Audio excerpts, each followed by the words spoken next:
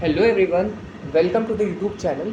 और इस YouTube channel में बेसिकली हम लोग अपनी क्लास 11th की केमिस्ट्री को स्टार्ट करने वाले हैं, जिसमें हम लोग सबसे पहले फिजिकल केमिस्ट्री की तरफ मूव करेंगे। हम लोग सबसे पहले कवर करेंगे basically some basic concept of chemistry, जो कि हमारी केमिस्ट्री का पहला चैप्टर है। इसमें आप बेसिकली कुछ बेसिक चीज़ों के बारे में जानोगे। मैं ऑलरेडी एक मेरा बायो का चैनल है जिसमें मैं ऑल्टरनेटिव डे पे बायो की वीडियो डालता हूँ। सो आई विल मेक श्योर कि मैं आपको बेस्ट कंटेंट प्रोवाइड करवाऊँ। मैं भी class 11th on going student हूँ, तो बेसिकली मैं आपको बायो का भी कंटेंट प्रोवाइड करवाऊँगा और कंप्लीट केमिस्ट्री का भी कंटेंट प्रोवाइड करवाऊँगा। आई विल मेक श्योर कि मैं आपको बेस्ट कंटेंट प्रोवाइड करवाऊँगा। सो आज हम लोग स्टार्ट करने वाले हैं अपना basics, some basic concept of chemistry, some basic concept of chemistry. First of all, let's try to understand कि what does exactly the chemistry word means। भाई किसी चीज़ को पढ़ने से पहले ये समझो कि उसका मतलब क्या होता है। ठीक है, अगर मैं बात करूँ केमिस्ट्री की, तो it is the study of, it is basically the study of, it is basically the study of atoms and molecules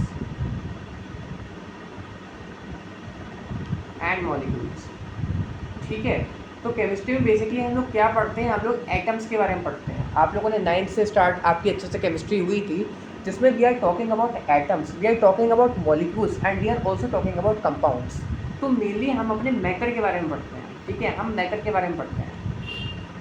we are talking about basically matter in chemistry.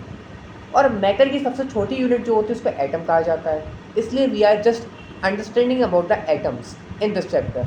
ठीक है, इन होल केमिस्ट्री हम अपने जो atoms हैं और molecules हैं इसकी study को कंप्लीट करते हैं। ये एटम और मॉलिक्यूल जो होता है, एटम बहुत ही ब्रीफ नई टॉपिक है, ये बहुत ही डिस्क्रिप्टिव टॉपिक है। बेसिकली ये बहुत बड़ा टॉपिक है जिसमें हम लोग जानते हैं कि इसके अंदर सब एटॉमिक पार्टिकल्स होते हैं, साथ ही साथ कई चीज़ों के बारे में जानते हैं।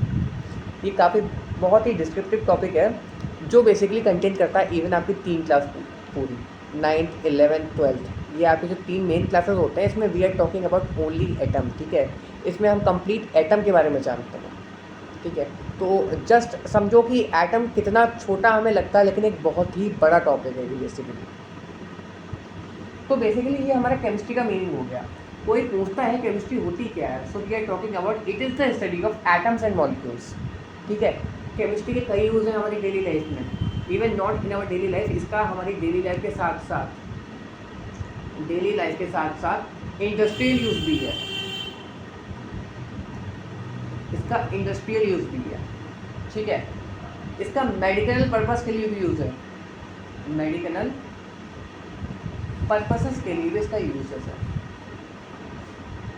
ठीक है, अगर मैं बात करूं एक बहुत ही कॉमन यूज़ की, एक बहुत ही इंपॉर्टेंट यूज़ की, तो जितने भी फर्टिलाइजर्स बनते हैं, यूजेस, जितने भी फर्टिलाइजर्स बन रहे हैं, जितने भी आपकी पेस्टिसाइड्स बन रही हैं, इवन डेली लाइफ में जो हम सोप को यूज़ कर रहे हैं, और हमारे आसपास की डिफरेंट थिंग्स, ये सब जो होती हैं केमिस्ट्री की वजह से। ठीक है, इसका बहुत ही सिग्निफिकेंट रोल है। It has a very very significant role. जो एनसीईआरटी में इसका मेन रोल है वो है हमारा पेस्टिसाइड्स में, फर्टिलाइजर में, और साथ ही साथ कुछ थेरेपीज़ में। ये मेडिकल पर्पस के लिए बहुत यूज़ होती है केमिस्ट्री। बताता हूँ कैसे। सिग्निफिकेंट रोल देखो, समझो, फॉर मेडिकल पर्पस ये बहुत ही इंपॉर्टेंट पॉइंट है। ठीक है, नोट इट डाउन कि जो एक आप जानोगे सिस्प्लैटिन, मैं मेडिकल पर्पस के लिए बात कर रहा हूँ, मेडिकल पर्पस के लिए, मेडिकल पर्पसेस के लिए। तो जानोगे सिस्प्लैटिन एक दवाई होती है बेसिकली, ऐसे ही टैक्सोल एक दवाई होती है, और उसी की तरह एक AZT, जिसको हम लोग कहते हैं एजीटी थायमाइडिन, एजीटी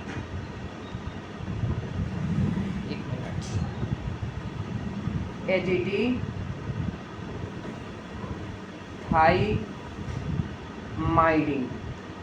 ये जो दोनों दवाइयाँ हैं ये बेसिकली यूज होती है कैंसर क्योर के लिए, कैंसर थेरेपी के लिए। ये जो है ये आपकी एड्स के पर्पस के लिए यूज़ होती है, ठीक है। जो एड्स बीमारी हो जाती है ना, जानते होगे या आगे पढ़ोगे एड्स के बारे में, ठीक है, बहुत ही डेंजरस होती है, इसका इलाज भी नहीं है। हाइव्स है या हिप्स जिसे कहते हैं, एड्स है, बहुत ही खतरनाक बीमारियाँ होती हैं, सेक्सुअल कॉन्टैक्ट से मेनली फैलती हैं। ये जो मेनली है सेक्सुअल कॉन्टैक्ट से फैलती हैं, एड्स है, हिप है, और भी कई सारे कॉजेज हो सकते हैं, जैसे गंदा खून लगने से। लेट अस सपोज कि कोई इन्फेक्टेड पर्सन है और बेसिकली उसकी जो बॉडी है, मतलब वो इन्फेक्टेड पर्सन है, एड्स और हिप्स है, तो अगर उसका ब्लड एक नॉर्मल पर्सन को लग जाता है तो वो जो बेसिकली पर्सन होता है वो भी इन्फेक्टेड हो जाता है। और बहुत सारे केसेस में देखा गया कि ये क्योर नहीं हो सकता है, एड्स और हिप्स, कई जगह तो इसका भी इलाज भी नहीं है। तो ये बहुत इंपॉर्टेंट टॉपिक है, मतलब इंपॉर्टेंट पॉइंट है कि सिस्प्लैटिन, टैक्सोल, एजीटी, क्योंकि ये आपकी एनसीईआरटी में गिवन है कि मेडिसिनल पर्पस के लिए जो केमिस्ट्री का यूज़ है, कुछ एग्जांपल्स के तौर पर सिस्प्लैटिन एक दवाई होती है basically used for cancer therapy, taxol एक दवाई होती है which is used for cancer therapy, और एजीटीथाइमाइडिन बेसिकली दवाई होती है जो कि एड्स में यूज़ होती है, ठीक है, एड्स क्योर के लिए होती है, ठीक है। तो just note it down about this, बहुत ही इंपॉर्टेंट है ये। इसके बाद आई होप इतना समझ गए होगे आप लोग।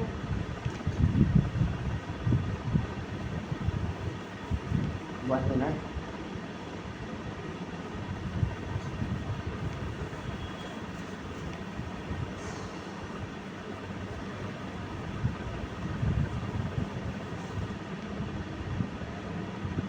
देखो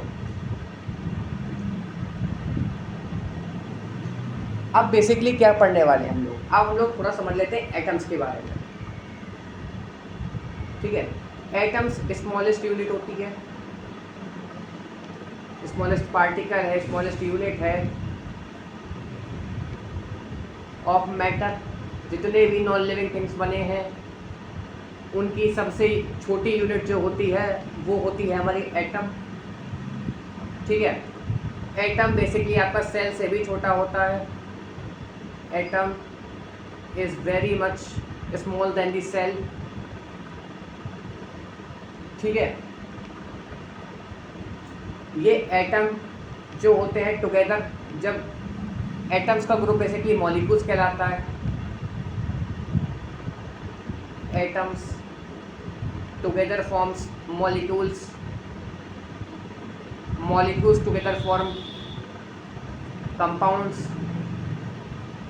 ये ऐसे आपका चलता रहता है, ठीक है।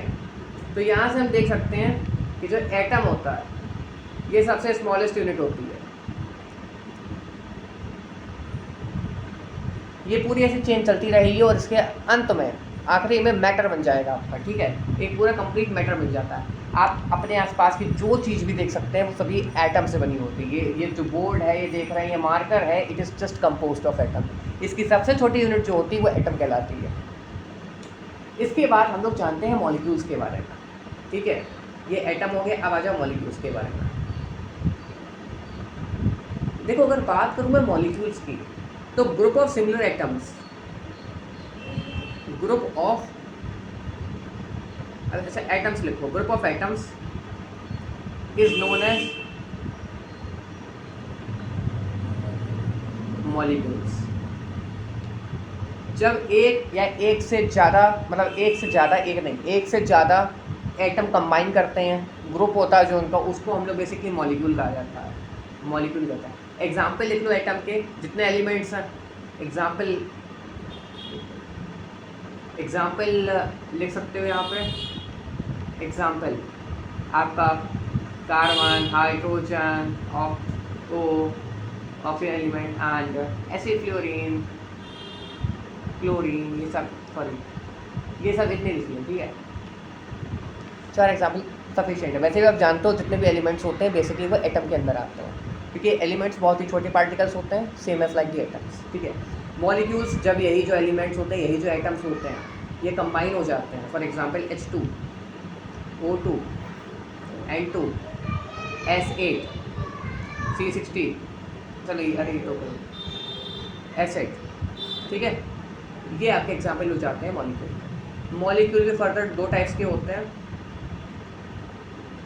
अरे पकड़ा यार, हाँ, मॉलिक्यूल्स दो टाइप के होते हैं, homo atomic molecules, homo atomic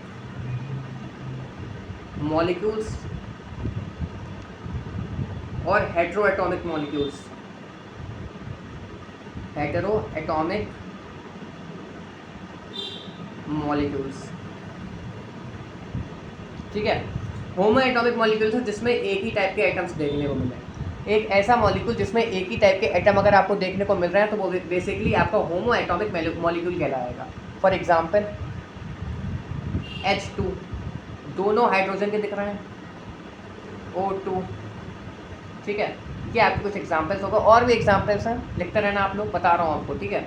H2 हो गया, O2 हो गया, यहाँ पे एक ही टाइप के आइटम्स देखने को मिलते हैं, सेम काइंड ऑफ आइटम देखने को मिल रहा है। जस्ट बिकॉज ऑफ इट ये जो मॉलिक्यूल होता है इसको होमो एटॉमिक मॉलिक्यूल कहा जाता है। हेटेरो एटॉमिक मॉलिक्यूल में क्या होता है कि जितने भी एटम कंबाइन होते हैं बेसिकली वो डिफरेंट डिफरेंट होते हैं। फॉर एग्जाम्पल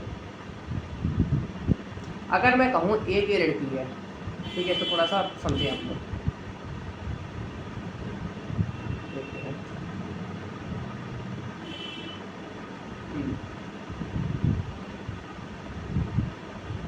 ठीक है, दो लड़कियां हैं लेट्स सपोज, ठीक है। इनके बीच में एक लड़का आ गया, एक ही लड़की है, एक ही लड़की है, गर्ल, यहाँ पे बॉय आ गया। ये जान तो सिंबल्स बेसिकली भाई बायो में सिखाया मैंने पहले चैप्टर में। ये जो सिंबल है ये मेल के लिए डिनोट होता है, ये फीमेल के लिए, ये भी फीमेल के लिए सेम तो है। तो यहाँ दो गर्ल्स के बीच में एक बॉयज़ आ गया है, तो यहाँ पे हम लोग कह सकते हैं कि ये हेटेरो मतलब डिफरेंट हो गया। हेटेरो होता नहीं, हेटेरोजीनियस कंपोजिशन वगैरह पढ़ा होगा, मिक्सचर वगैरह जानते होंगे कि जो इनवेरिएबल दिखे, जहाँ पे काफ़ी सारी वेराइटीज़ दिखें, उनको हम लोग हेटेरो कहते हैं। एग्जाम्पल समझो, एग्जाम्पल जैसे आपका हो गया CO2 H2O, CH3 COOH, C12 H22 O11, और इसके बाद ऐसे ही आपके एग्जाम्पल्स हो जाएंगे हेटेरोएटॉमिक मॉलिक्यूल के। अब समझो इसको फील करो। ये जो हेटेरोएटॉमिक मॉलिक्यूल होते हैं यहाँ पे बेसिकली क्या होता है कि जब एटम कंबाइन होते हैं तो different types of atom combine होते हैं, ठीक है। जैसे यहाँ पे कार्बन भी है, ऑक्सीजन भी, यहाँ पे हाइड्रोजन है, ऑक्सीजन है, यहाँ पे कार्बन हाइड्रोजन और फिर ऑक्सीजन है, यहाँ पे कार्बन और हाइड्रोजन है और फिर ऑक्सीजन C11H12। हाँ, तो यहाँ पे मैंने आपको बताया है कि यहाँ बेसिकली जब एटम कंबाइन होते हैं वो डिफरेंट डिफरेंट टाइप्स के होते हैं। यही जो हेटेरोएटॉमिक मॉलिक्यूल होता है, इस हेटेरोएटॉमिक मॉलिक्यूल को बेसिकली कंपाउंड्स कहा जाता है। यहीं से भाई मॉलिक्यूल से जो कंपाउंड आया है, तो यही जो हेटेरोएटॉमिक मॉलिक्यूल होते हैं वो कंपाउंड्स कहलाते हैं। कंपाउंड है क्या? व्हेन 2 और मोर देन 2 एटम्स कंबाइन और grouped together but they should be different, ठीक है। अगर मैं कहूँ सेम टाइप के, यहाँ देखो, अगर ये चीज़ है, यहाँ पे same types of atom combine है, तो ये आपका मॉलिक्यूल हो जाएगा, ठीक है। वहीं पे अगर मैं कहूँ आपसे CO2 के बारे में, भाई C भी है और ऑक्सीजन भी है, तो ये आपका कंपाउंड हो जाएगा। तो फील आ गया ना एटम के बारे में, मॉलिक्यूल के बारे में, कंपाउंड के बारे में। आई होप आ गया होगा। अब आगे बढ़ते हैं, नोट कर लो आप लोग सब। इसके बाद बेसिकली हम लोग पढ़ेंगे, मैं देखता हूँ टॉपिक कौन सा बुक में आपकी।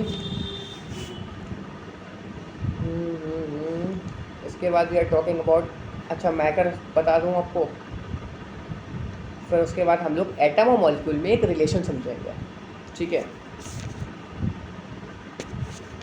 चलिए अभी करते हैं इतना, फिर आगे टॉपिक करते हैं। चलिए एक मिनट हो गया होगा ना, ठीक है।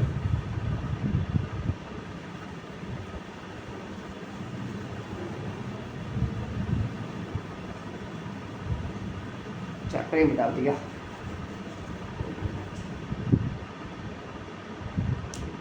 बेसिक कॉन्सेप्ट लिख देता हूँ, ठीक है सर। अभी बेसिक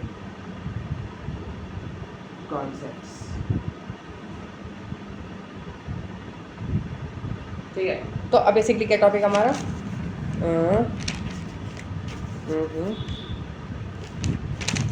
अच्छा मैटर का टॉपिक है। तो अब हम लोग पढ़ेंगे मैटर के बारे में। भाई एटम पढ़ लिया, एटम के बाद मॉलिक्यूल पढ़ लिया, कंपाउंड पढ़ लिया, इसके बाद तो हमारा मैटर आएगा। तो मैटर पढ़ लो।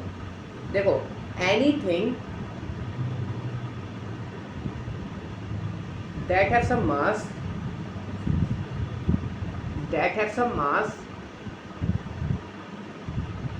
and occupy space,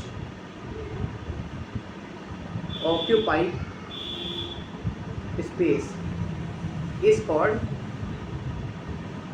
matter. For example, chair, humans, marker, and so on. But love, hate, feelings, including all feelings are not matter. देखो अब समझो, हमारे आसपास जितनी भी चीज़ें हैं वो सब मैटर हैं, क्योंकि वो कुछ ना कुछ स्पेस, ठीक है, बिकॉज उनके पास कुछ ना कुछ मास है और वो कोई ना कोई स्पेस को, एक वॉल्यूम को पूरा कवर कर रहा है। तो anything that have some mass important and occupy some space, उसको हम मैटर कहेंगे। क्या हम मैटर है? क्या मार्कर ये मैटर है? क्या ये बोर्ड मैटर है? स्पेस कर रहा है ना कवर, ठीक है, मास है इसके पास, वॉल्यूम कर रहा है कवर अपनी, मैटर है, ठीक है। मैं अगर कहूँ क्या लव मैटर है, हाँ भाई क्या हाल है, लव मैटर है क्या? तो लव कोई भी मैटर नहीं होता है, ये फीलिंग होती है, फीलिंग्स आर नॉट मैटर। वो हमारी आम लैंग्वेज में चलता है मैटर वाला, वो गलत चीज़ है, वो अलग चीज़ है, ठीक है। लव है, हेट है, फीलिंग्स है, भाई ये कौन सा वॉल्यूम ऑक्यूपाई कर रहे हैं, इनके पास कौन सा मास है, ये बताइए ज़रा। तो जस्ट बिकॉज ऑफ इट ये भी मैटर नहीं, ये भी मैटर नहीं, ठीक है। अब एक बहुत इंपॉर्टेंट समझ लो, एक रिलेशन होता है एटम और मॉलिक्यूल के बीच में, ठीक है, रिलेशन ऑफ,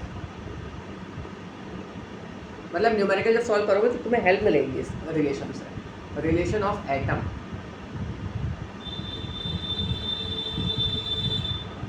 एंड मॉलिक्यूल, ठीक है।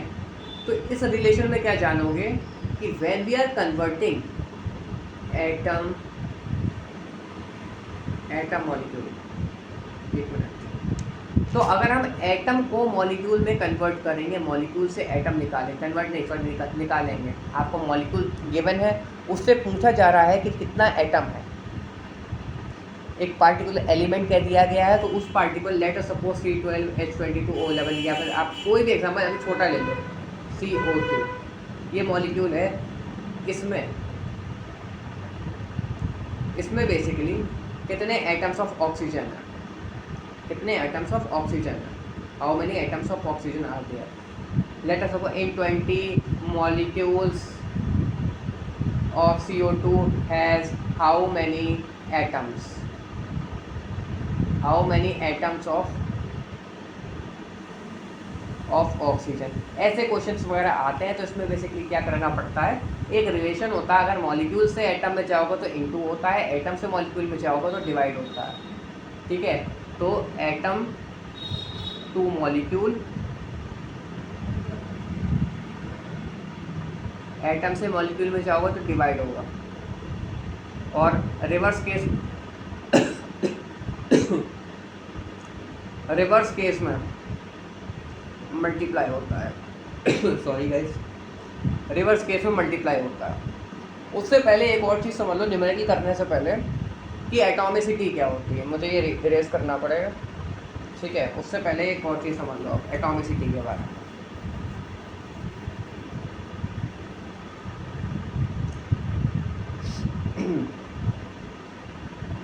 अगर बात करूँ मैं आपका CO2 के बारे में, अगर मैं आपसे कहता हूँ कि एटॉमिसिटी ऑफ ऑक्सीजन क्या होगा,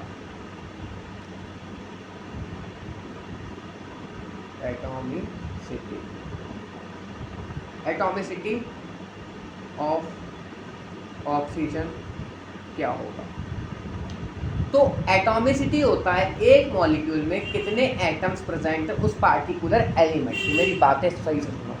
एक कंपाउंड में, एक मॉलिक्यूल या कंपाउंड में कितने एटम प्रेजेंट हैं और कितने एटम प्रेजेंट है उस एलिमेंट के, this is known as atomicity. For example अगर मैं CO2 में बात करूं कि एटॉमिसिटी ऑफ कार्बन क्या होगा, ऑफ कार्बन 1 हो जाएगा, ऑक्सीजन 2 हो जाएगा, ठीक है, ऑक्सीजन 2 हो जाएगा।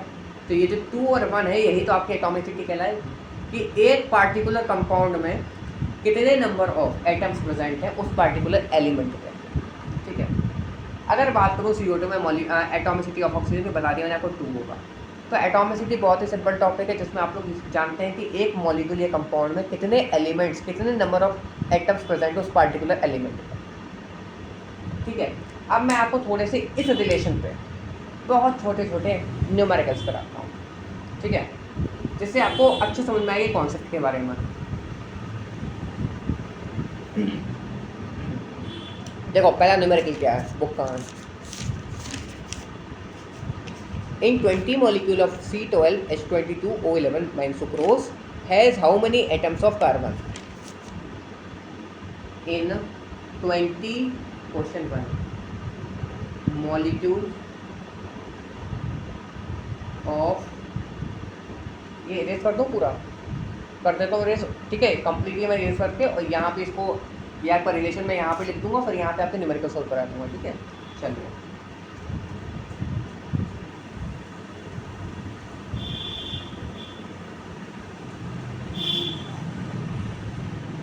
चलो देखो रिलेशन पहले देखो, छोटा सा रिलेशन एटम मॉलिक्यूल, एटम से मॉलिक्यूल, मॉलिक्यूल से atom into divide question 1 in 20 molecule of C12H22O11 has how, देख रहा है क्या, यहाँ लिख देता हूँ, हैज हाउ मैनी, यहाँ छोड़ो, यहीं लिख देता हूँ, has how many atoms of carbon, how many atoms of oxygen, how many atoms of hydrogen। बताओ, वीडियो को पॉज करो और अपना आंसर कमेंट बॉक्स में ड्रॉप करो। बेसिकली हो गया, चलो बताता हूँ। यहाँ पे बेसिकली हम मॉलिक्यूल से एटम निकालना चाह रहा है, मॉलिक्यूल से एटम निकालना चाह रहा है। अगर हम मॉलिक्यूल से एटम निकालना चाह रहे हैं तो मतलब मल्टीप्लाई होगा, एटॉमिसिटी से मल्टीप्लाई होता है, बता दिया ना तुम्हें, एटॉमिसिटी से मल्टीप्लाई होता है। तो 20 मॉलिक्यूल ऑफ C12 सुक्रोज के C12H22O11 has how many atoms of carbon, carbon की एटॉमिसिटी देख लो, मॉलिक्यूल कंपाउंड में, sorry 12, total number of molecule 20, so 20 into the atomicity of carbon, 12 दूनी 24, 240, ठीक है, 240 atoms, 240 atoms. Similarly for oxygen, 20 molecules with 11, 20 into 11 atomicity of oxygen, which gives 220 atoms of oxygen. Similarly for hydrogen, 22 and 20, 22 into 20, which gives 440, 440 atoms। समझ रहे हो, ये ऐसे numericals होते हैं बेसिकली। एक और दूँ, चलो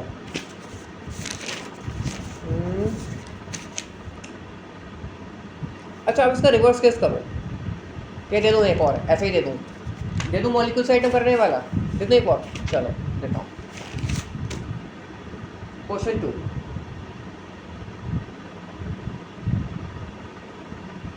इन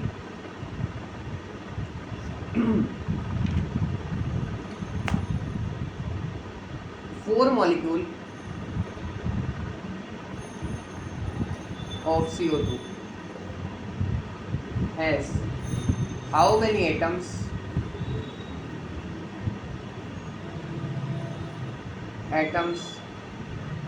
of कार्बन एंड ऑक्सीजन? बताओ भैया, कितने कार्बन के एटम होंगे और कितने कार्बन के एटम होंगे और कितने ऑक्सीजन के एटम होंगे? कार्बन यहाँ पे 1 है, एटोमिसिटी 1 होगी, 4 मॉलिक्यूल है, 1 इंटू 4। ऑक्सीजन 2 है, 4 एटोमिसिटी हो गई, 2 इंटू 4। आ गया? ठीक है। अब यहाँ पे इसके रिवर्स केस पे आ जाओ। अभी समझा आप लोगों ने किसके बारे में कि मॉलिक्यूल से एटम, अब एटम से मॉलिक्यूल समझ लो। न्यूमेरिकल देता हूँ बढ़िया सा। न्यूमेरिकल क्या, ये छोटी मोटी चीज़ें हैं कि 30 atoms of oxygen is present in how many molecules of CO2? 30 atoms of किसका था? 30 atom 30 atoms of oxygen is present in how many molecules of CO2?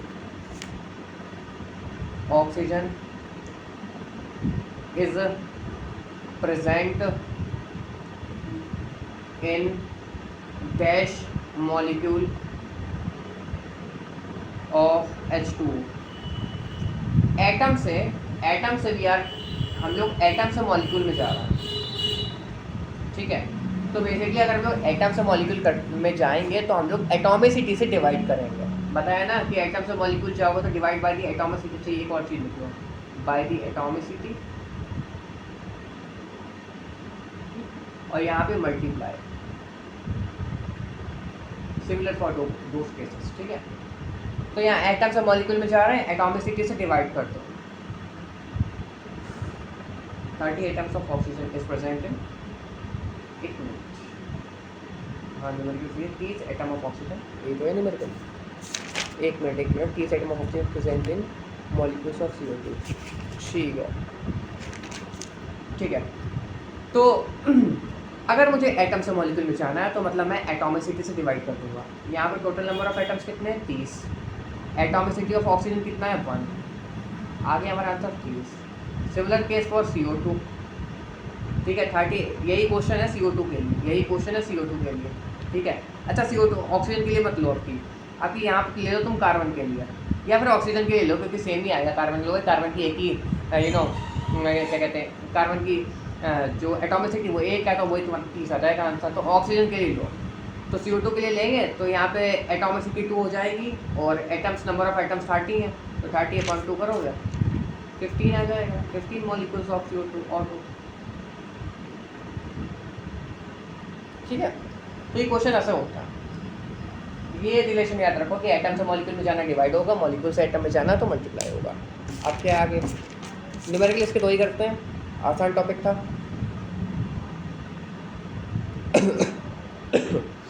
Okay, so matter हो गया हमारा, और इसके बाद केमिकल क्लासिफिकेशन ऑफ मैटर। इसमें we are talking about pure substance and mixture. अच्छा, इस पर आ जाओ। चलो,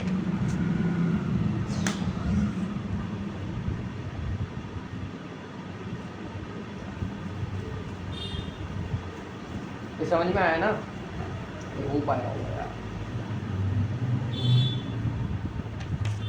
लाइट गई, अंधेरा हो गया। अच्छा देखो, दिख रहा है क्या? समझ रहा है ना?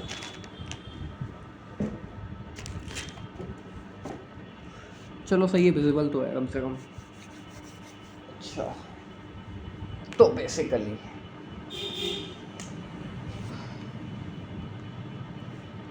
अब आ जाओ केमिकल क्लासिफिकेशन ऑफ मैटर पर। केमिकल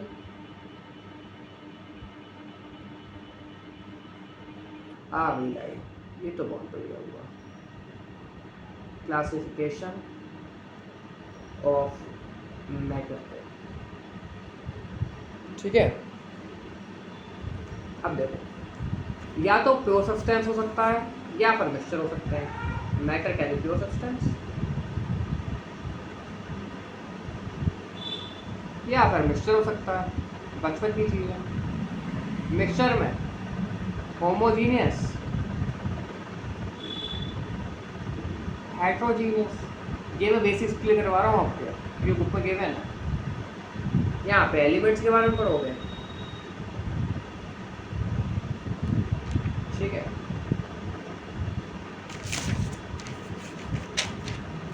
उसका इंटरमोलिकुलर, ठीक है।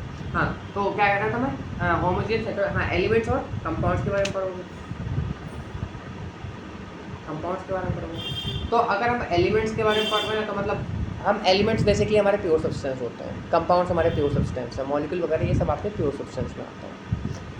यहाँ पे मिक्सचर है, मिक्सचर में अगर मैं आपसे एग्जांपल लूँ होमोजीनियस और हेट्रोजीनियस में, ठीक है। तो अगर आप लेट अस सपोज एक बीकर है हमारे पास, ठीक है, इसमें कुछ पानी है मिला, पानी है मतलब इसमें मैंने अगर रेत डाल दी, सैंड डाल दी, मैंने सैंड पोर कर दी, ठीक है। तो ये जो हो जाएगा, ये इसका हमें मिक्सचर जो होगा, it is looking very messy, ठीक है, वो सही से मिक्स नहीं होगा। अगर सही से मिक्स नहीं हो रहा है, इसका मतलब यहाँ पे हेट्रोजीनियस मिक्सचर हो गया है, ठीक है। वहीं पे चीनी, नमक, पानी का घोल, सही है, चीनी, नमक, पानी उसका घोल बनाते हो, ORS वगैरह जो हो गया आपका, और आपका शुगर सॉल्यूशन हो गया, सॉल्ट सॉल्यूशन हो गया, ये सब आपके क्या हो जाते हैं, ये आपके होमोजीनियस मिक्सचर हो जाता है। एलिमेंट्स में आपका H आ जाएगा, O आ जाएगा, N आ जाएगा, कितने आ जाएंगे कंपाउंड्स में, CO2, H2O, ठीक है, ये सब आ जाएगा, CO2, H2O, O2 and so on, different, ठीक है, आ जाएंगे, बेसिक हो गया आपका। इसके बाद क्या है भाई, intermolecular force and intermolecular distance, ठीक है, ठीक है, थर्मल एनर्जी। चलो 3 टॉपिक करते हैं प्लीज जल्दी से।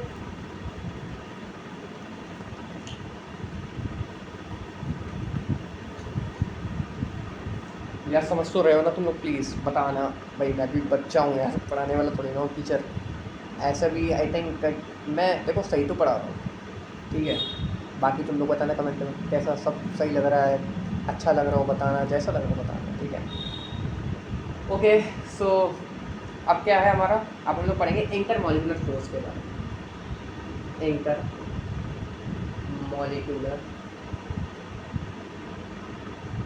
फोर्स के बारे में। फिर हम लोग पढ़ेंगे इंटरमोलिकुलर डिस्टेंस के बारे में, इंटरमोलिकुलर डिस्टेंस के बारे में, स्पेस के बारे में। एक मिनट, हाँ, जो इंटरमोलिकुलर फोर्स होता है, इसका मतलब होता है जो आपके, it is the force in between the constituent particle, ठीक है। ये आपके कॉन्स्टिट्यूएंट पार्टिकल के बीच में जो फोर्स होता है बेसिकली उसको इंटरमोलिकुलर फोर्स कहते हैं, ठीक है। Let me check one thing, this is intermolecular force ना, आपके कॉन्स्टिट्यूएंट पार्टिकल के बीच में जो फोर्स होगा उसको हम लोग इंटरमोलिकुलर फोर्स कहता है, ठीक है। Force between the constituent particle, force between the constituent particles, ये सबसे ज़्यादा सॉलिड में देखने को मिलता है, उसके बाद लिक्विड में एंड उसके बाद गैस में। इंटरमोलिकुलर डिस्टेंस मतलब आपके जो कॉन्स्टिट्यूएंट पार्टिकल्स हैं उनके बीच का डिस्टेंस। अब ये सबसे ज़्यादा अगर सॉलिड में देखने को मिलता है, इसी के वजह से जो एटम्स होते हैं, पार्टिकल्स ऑफ सॉलिड होते हैं, वो काफ़ी पास पास होते हैं। फोर्स होता है ना, अट्रैक्शन होती है, खींचना सॉलिड के पार्टिकल तभी तो ऐसे ऐसे होते हैं, बहुत थोड़ा पास बनाओ, चिपके बिल्कुल नहीं होते लेकिन बहुत पास पास होते हैं, बहुत पास पास। लिक्विड में थोड़ा दूर दूर, थोड़ा दूर दूर। गैस में तो वही अपनी मर्जी से कहीं भी घूम रहा है, ये देखो, ये देखो, ये देखो, ठीक है, जोश में आ गए जल्दी ज़्यादा, ठीक है। तो इसके बाद इंटरमोलिकुलर डिस्टेंस क्या होता है कि it is the distance between और space, distance between constituent particle, constituent particles. ये आपका सॉलिड में बहुत कम होता है, लिक्विड में उससे ज़्यादा होता है और गैस में सबसे ज़्यादा होता है। सॉलिड में देखते नहीं ये पार्टिकल्स इतने इतने पास पास, इतने इतने पास पास, इतने इतने पास पास, कहाँ पे स्पेस है, कहाँ पे स्पेस है, बहुत कम स्पेस है। लिक्विड में ये स्पेस है, ये स्पेस है। गैस में ये बहुत स्पेस है, बहुत स्पेस है, बहुत स्पेस है, बहुत स्पेस है। ये बात है। इंटरनल अब थर्मल एनर्जी पे आ जाओ।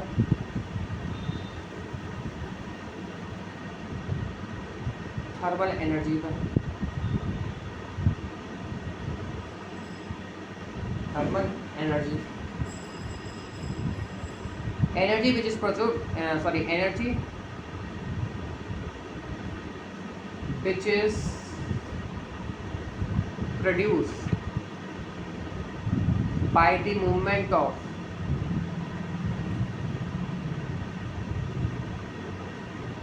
constituent particles।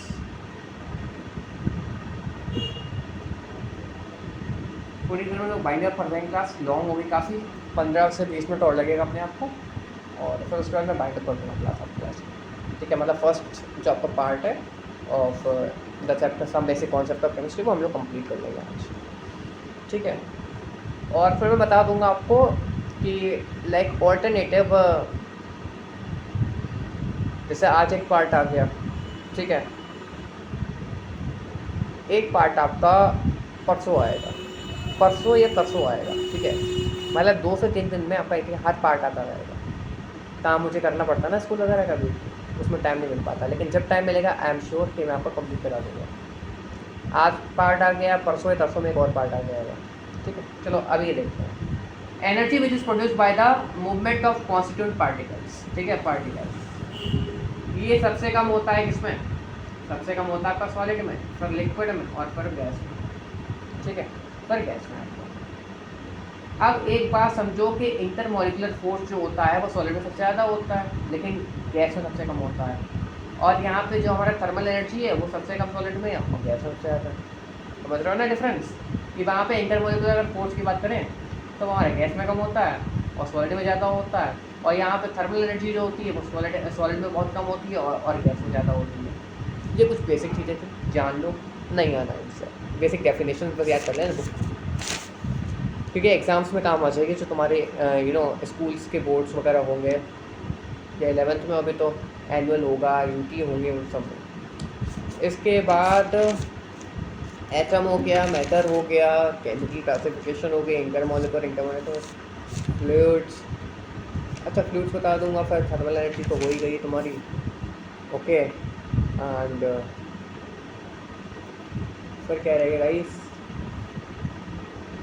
चलो देखते हैं उसके बाद क्या बताना चाहिए। देखो तुम लोगों को मैं बता दूंगा अभी फ्लूइड्स के बारे में। फ्लूइड्स के बारे में बताने के बाद हाँ एक चीज़ बता दूंगा, सॉलिड लिक्विड गैस के बारे में थोड़ा सा, ठीक है, बता दूंगा कौन रिजिड जाता है, किसमें कंप्रेसिबिलिटी है, ये सब इंपॉर्टेंट चीज़ें हैं। ठीक है, तो बेसिकली थर्मल एनर्जी हो गया। अब फ्लूइड पे आ जाओ। Substance which have tendency to flow, which have tendency to flow, which have tendency to flow are known as fluids। जैसे कि लिक्विड, जैसे कि गैस। समझ गए ना? बस इतना ही समझो। चलो छोड़ो, हटा, बहुत बेसिक हो गया, हद से ज़्यादा बेसिक हो गया ना।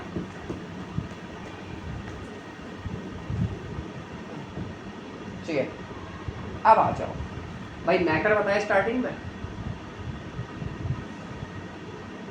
जिसमें हम लोग सॉलिड के बारे में पढ़ेंगे, लिक्विड के बारे में, गैसेस के बारे में। वैसे 2 और एडिशनल होते हैं, +2, प्लाज्मा, बोस-आइंस्टीन। इसको नहीं कवर करेंगे क्योंकि हमारे सिलेबस में नहीं है, हम पढ़ेंगे इन चीज़ों के बारे में। सबसे पहले आएगा सॉलिड के बारे में, कुछ बेसिक प्रॉपर्टीज बता रहा हूँ सॉलिड की। इंटरमॉलिकुलर फोर्स जो होता है, इंटरमॉलिकुलर फोर्स मैक्सिमम होता है। ठीक है, they have more intermolecular force. Intermolecular distance बहुत कम होता है, मिनिमम होता है। सबसे कम डिस्टेंस होता है मॉलिक्यूल्स के बीच में, पार्टिकल्स के बीच में बहुत कम डिस्टेंस होता है। रिजिडिटी, कितने कठोर हैं, बहुत। डेंसिटी ज़्यादा ज़्यादा है, ठीक है। इसके बाद फ्लूइडिटी है क्या इनमें? नहीं है भैया, नो, नो फ्लूइडिटी, अब्सेंट है कह सकते हो। इसके बाद कंप्रेसिबिलिटी, कंप्रेसिबिलिटी मतलब इसको दबाएं तो दब जाएगा? नहीं दबता, बहुत कम होती कंप्रेसिबिलिटी इसकी। कंप्रेसिबिलिटी स्पॉन्ज वगैरह देखा है, वो तो अलग केस आ जाएगा, उसमें एयर ट्रैप हो जाती है, ठीक है। अब ये एक्सेप्शन है भाई, ठीक है, उसमें एयर ट्रैप हो जाती है, उसमें पोर्स होते हैं, उनको दबाओगे तभी दबता है वो। कंप्रेसिबिलिटी नेग्लिजिबल, नेग्लिजिबल, नेग्लिजिबल, ठीक है। 1 2 3 4 5 6 पॉइंट्स आते हैं। इसके बाद गैस पे लिक्विड पे आ जाओ। हाँ, थर्मल एनर्जी और है तो अच्छा, thermal energy, low thermal energy, they have low thermal energy, ठीक है। लिक्विड, IMF इंटरमॉलिक्यूलर फोर्स कैसा होता है? Less than solid, less than solid but more than gas. IMD intermolecular distance more than solid but less than gas.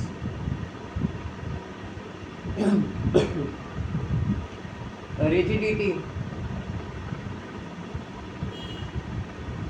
Less than solid. Rigidity क्या होती है इनमें? सही से छोड़ो, रिजिडिटी छोड़ो।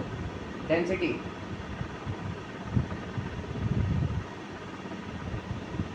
लेस देन सॉलिड, होते हैं डेंस लेकिन इतना ज़्यादा नहीं होता। फ्लूइडिटी प्रेजेंट होता है, वाटर का नाम लो, प्रेजेंट होता है। कंप्रेसिबिलिटी, कंप्रेस हो जाते हैं कंप्रेस, ऐसी बात नहीं है, लेकिन सॉलिड से कम होते हैं। Compress more than solid, more than solid, ठीक है। सॉलिड से ज़्यादा होते हैं, अभी मैंने बोल दिया कम होते हैं सॉलिड, ठीक है यार, थोड़ा सा तबियत नहीं ठीक है एक्चुअली। फिर थर्मल पे आ जाओ, मोर देन सॉलिड होती है thermal energy, more than solid.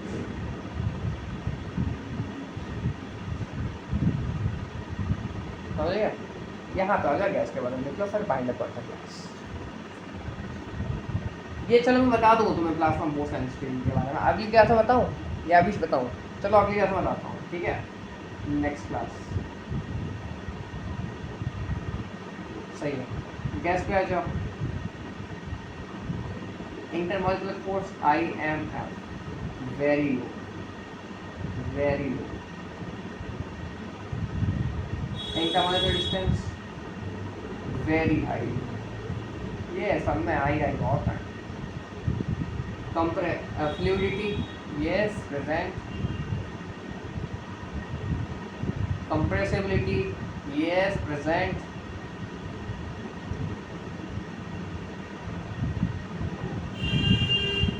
thermal energy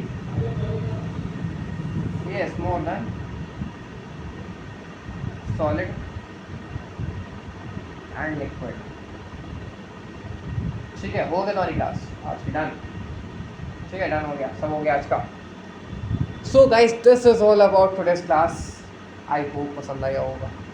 थोड़ा सा भी लगा कि एफर्ट है तो बताना चाहूँगा, ठीक है। और बेसिकली मैं ये यूट्यूब पे क्यों क्लासेस करता हूँ पता है आपको? मेरा रिविजन हो जाता है, मुझे कोई लालच नहीं है कि मेरे कितने सब्सक्राइबर्स वगैरह होंगे, क्या होगा, I don't care about it. मैं जस्ट इसलिए बनाता हूँ, इससे मेरा रिविजन हो जाता है और मुझे पढ़ाने में मज़ा भी आता है, ठीक है। मैं इंटरेस्टिंग वे में रिवाइज कर लेता हूँ हर कॉन्सेप्ट को। So this is all about today's, ठीक है। अब बायो का लेक्चर रह गया यार तुम्हारा, 3 दिन से नहीं हो पाया वो, 11 वर्ड का लास्ट लेक्चर रह गया। आज मेरा बिल्कुल मन नहीं हो रहा है, पता नहीं क्यों, क्योंकि अभी मुझे फिजिक्स करनी है जाके। तो व्हाट आई थिंक इज कि कल मैं तुम्हारा बायो करता हूँ और मुश्किल से मुश्किल आधा घंटा का होगा, और पर ये परसों तरसों में एक और आएगा आपका। सो ये आपका पहला पार्ट होता है, पार्ट फर्स्ट कंप्लीटेड। ठीक है। इसमें हम लोगों ने क्या क्या पढ़ा, पहले इसको उतार लेना था हम लोग सही से। ठीक है, इसमें हम लोगों ने क्या पढ़ा पर बता देता हूँ आप लोगों को, कर करता हूँ। ये गंदा भी हो गया, इसे भी साफ करना है। चलो देखो, what we had studied, what we had studied today, जानते हो क्या? We had studied about atom. First of all, importance of chemistry. Importance of chemistry. One, about atoms, about molecules, 4 compounds, mixtures. ठीक है, एलिमेंट्स कंपाउंड्स के बारे में पढ़ा पर IMF, IMD और रिलेशन। ठीक है, एक उस टॉपिक थे जो आज लोग कंप्लीट करें, और कुछ ज़्यादा ही करे होंगे, ध्यान नहीं है अभी। ये टॉपिक सब लोगों ने आज अच्छे से कंप्लीट कर लिए हैं। कल कुछ मैं आपको इसके क्वेश्चंस कराऊंगा जो हम लोगों ने रिलेशन बताया है एटम्स और मॉलिक्यूल्स के बीच में, एटम मॉलिक्यूल के बीच में, ये और ये, इस पर कुछ मैं न्यूमेरिकल्स लेके आऊँगा, न्यूमेरिकल्स और नेक्स्ट क्लास, जिसको हम लोग स्टार्टिंग में करेंगे। मोर न्यूमेरिकल्स, आज तो 2 ही हुए। ठीक है, this is all about today and please tell me about कि कैसा एक्सपीरियंस रहा। Thank you for watching.